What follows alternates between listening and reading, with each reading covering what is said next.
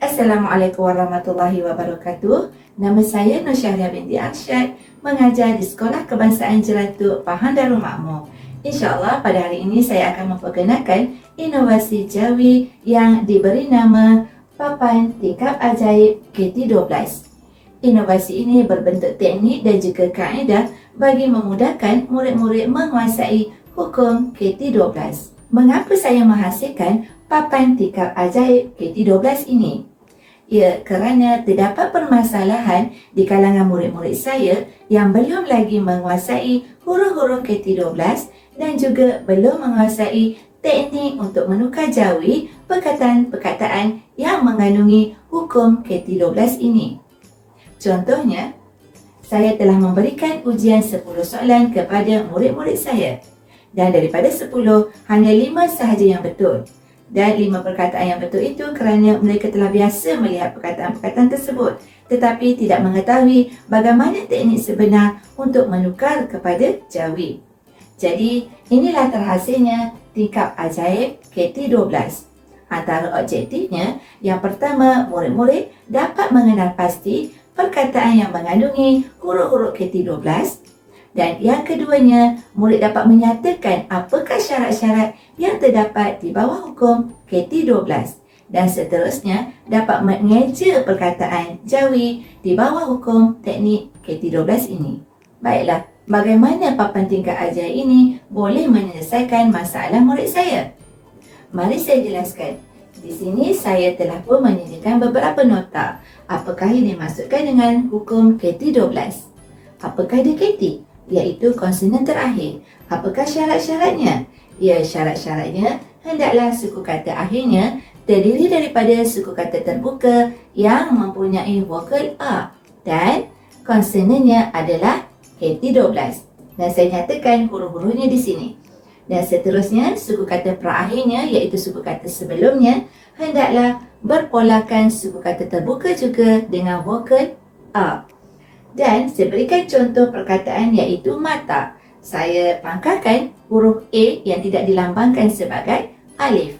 Dan di sini saya berikan syarat bahawa hendaklah kata jati Melayu. Baiklah, bagaimana penggunaan papan tingkap ajaib ini? Cuba perhatikan, pada papan tingkap ajaib ini saya telah menyenaraikan 12 huruf KT12. Dan singkatannya adalah Bapa tanya, jaga, kaca, saya, mana. Ini bagi memudahkan murid-murid saya menghafalnya. Baik, cuba perhatikan, ada 2 tingkap yang telah saya sediakan, iaitu tingkap rumi dan juga tingkap jawi. Pada tingkap rumi, saya telah pun memberikan judul iaitu suku kata perakhir dan juga suku kata akhir. Manakala pada tingkat jawi, saya telah memberikan suku kata perakhir dan juga suku kata akhir bagi memudahkan murid-murid saya mengenali apakah itu suku kata akhir dan juga suku kata perakhir. Dan cuba perhatikan pula pada tingkap ini ada kotak-kotak. Yang pertama, huruf ruminya sama dengan kotak yang pertama, huruf jawinya, iaitu padanan huruf yang perlu ditulis ataupun perlu diletakkan oleh murid. Dan yang paling penting, pada kotak ini, saya telah pun memangkah, iaitu pada suku kata yang terakhir, huruf A-nya saya telah pangkah kerana huruf A-nya tidak dilambangkan sebagai alif. Bermakna alif sini digugurkan ketika kita hendak menulis di bawah hukum KT12 ini. Jadi, bagaimana cara bermain? Ya, saya akan memberikan perkataan masak kepada murid saya.